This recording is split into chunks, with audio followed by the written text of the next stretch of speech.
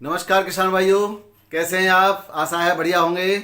मैं हूं आपका डॉक्टर के भारद्वाज और आप देख रहे हैं ब्रजराज कृषि फार्म यूट्यूब चैनल। दोस्तों, हम अपने चैनल पर आपके आलू की विभिन्न समस्याओं को लेकर के चर्चा करते हैं, साथ ही आपकी फसल की देखभाल के लिए क्या क्या करने चाहिए उपाय, क्या क्या माइक्रोन्यूट्रिएंट्स किस तरह से देखने चाहिए, कितना पानी लगाना चाहिए, कितने दिनों के बाद लगाना चाहिए और किस तरह से हम खादों का, माइक्रोन्यूट्रिएंट्स का, फंगीसाइड्स का, इंसेक्टिसाइड्स का जो है प्रयोग करें, जिससे आपका कम से कम खर्चे में अधिक से अधिक लाभ कमाया जा सके और फसल आपकी बहुत ही अच्छी हो सके। उन बातों पर आपको बताते रहते हैं, चर्चा करते हैं और ये सब चीज़ें हम लेते हैं आपके प्रश्नों से। जिस तरह से आप व्हाट्सएप पर तमाम किसान मुझे अपने वीडियो भेजते हैं, सलाह लेते हैं, अपनी फसल के बारे में जानकारी लेते हैं, आप जानते होंगे। और आपको अगर उससे जो भी फायदा मिलता है वो आप कमेंट बॉक्स में जरूर बताया करें, जिससे सबको फायदा हो और हम किस तरह से आपकी फसल को बचा सकते हैं वो पूरा प्रयास करेंगे, वो भी वैज्ञानिक तरीके से दोस्तों, जो भी मानक है उसके आधार पर। तो आज के टॉपिक में हम जो आपको एक तो जो भी वायरस ग्रसित पौधा है उसका क्या करें जब खेत में दिखाई देता है, तो उसका वीडियो में आपको इसमें लिंक दूंगा, अभी आगे से आएगा, आप उसको देखते रहिए। और दूसरा, आप ने क्या क्या बेसल डोज में लगाया है और उस बेसल डोज में लगाने के बाद कितना फर्क पड़ा फसल पे। कभी कभी क्या होता है दोस्तों कि हमने ट्रैक्टर में, मशीन में डाल दिया डीएपी और वो मशीन में किसी कारण से बंद हो गया और नहीं ध्यान दे पाया, लेबर के कारण या किसी भी कारण से, तो कोई बेड ऐसा रह जाता है जिस पर डीएपी नहीं गया या कोई हिस्सा खेत का इतना रह जाता है जिस पर खाद नहीं पहुंची, तो वो पौधे बाद में जाकर के पीले पड़ जाते हैं और अपेक्षाकृत उनकी वृद्धि भी कम रहती है। तो उनको किस तरह से उनका ट्रीटमेंट करें, तो उसके बारे में मैंने आपको बताया था कि केवल जो है डीएपी का 2 किलो प्रति एकड़ के हिसाब से, तो आपका कितना हिस्सा है उसके हिसाब से 1 दिन 2 दिन पहले उसको घोल लें और उसको छान लें और छानने के बाद आप जो है उसका स्प्रे उन पौधों पे कर दीजिए। यानी कि 1 एकड़ में 150 से 200 लीटर पानी होना चाहिए। यानी पानी के साथ किस तरह से माइक्रोन्यूट्रिएंट्स का हम प्रयोग करते हैं वो भी आपको बताएंगे, सस्ता सुगम तरीका। उसमें आपको क्या करना है, 1 kilo ammonium magnesium sulphate, ammonium नहीं लेना, 1 किलो मैग्नीशियम सल्फेट, कम से कम 1.5 किलो भी ले सकते हैं मैग्नीशियम सल्फेट, और आधा किलो फेरस सल्फेट।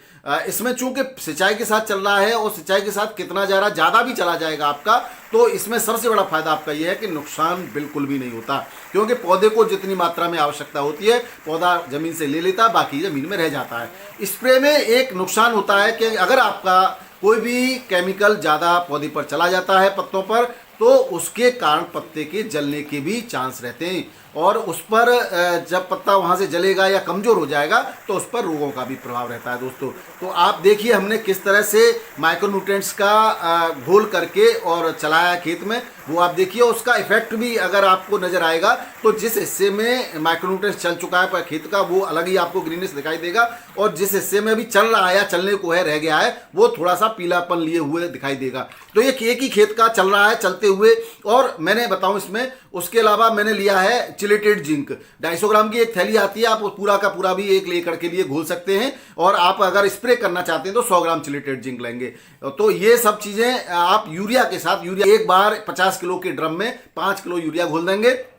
ये पानी के साथ चलाने के लिए बार बार मैं कह रहा हूं दोस्तों, एक आधा इंची की टोंटी लगा करके, लंबाई आप अपने हिसाब से देख सकते हैं, उसमें एक पाइप जोड़ सकते हैं और अपने खेत पर एक ड्रम में रख करके लगा सकते हैं। और उसको उसकी स्पीड आप देख सकते हैं, बहुत जो है आधी टोंटी खुलनी है। और आप एक बार आइडिया भी लगा सकते हैं कि कितने घंटे में आपका भरता है, उसके हिसाब से आप उतने घंटे में 50 लीटर का ड्रम खाली होना चाहिए, उसके हिसाब से ही वो डोज लगनी चाहिए। एक बार आप इसको लगाएंगे तो आइडिया हो जाता है। और एक बार पानी चला के भी देख सकते हैं आप पानी के साथ, तो ऐसा नहीं है, आइडिया हो जाएगा।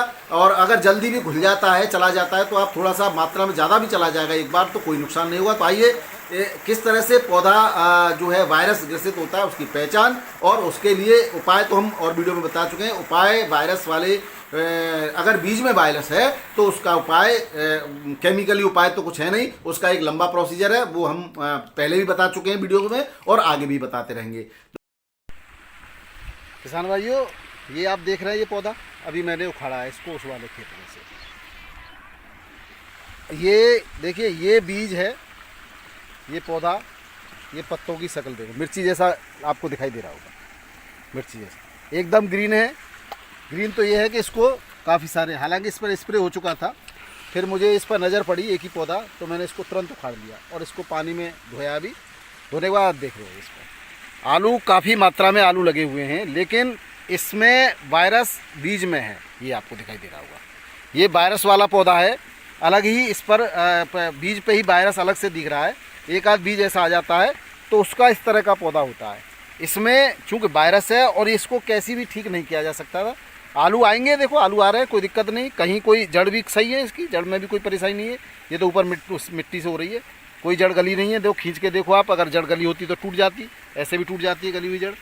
बिल्कुल स्वस्थ पौधा है, लेकिन अब इसका कोई इलाज नहीं है। ये वायरस है तो वायरस का तो कोई इलाज होता ही नहीं है। अब इसमें हम कितना भी ऊपर से स्प्रे देते रहें, कुछ भी करते रहें, क्या हम इसके बीज को सही कर सकते? नहीं कर सकते।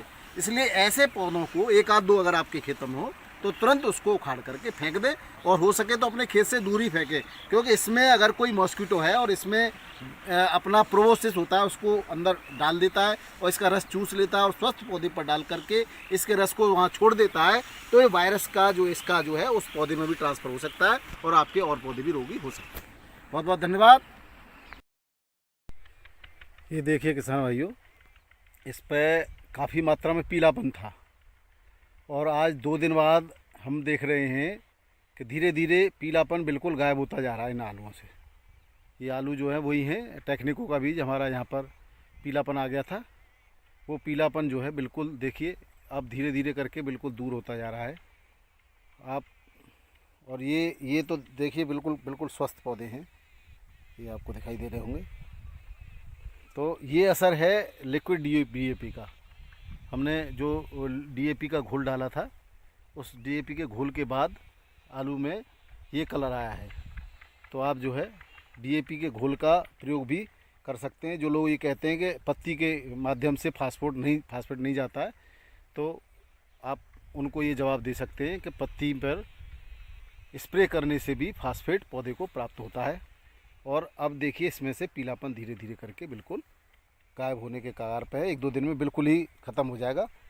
अब सिंचाई के बाद और कलर आएगा इसमें। आज सिंचाई होगी इसमें, तो सिंचाई के बाद फिर से हम आपको एक वीडियो अपडेट करेंगे।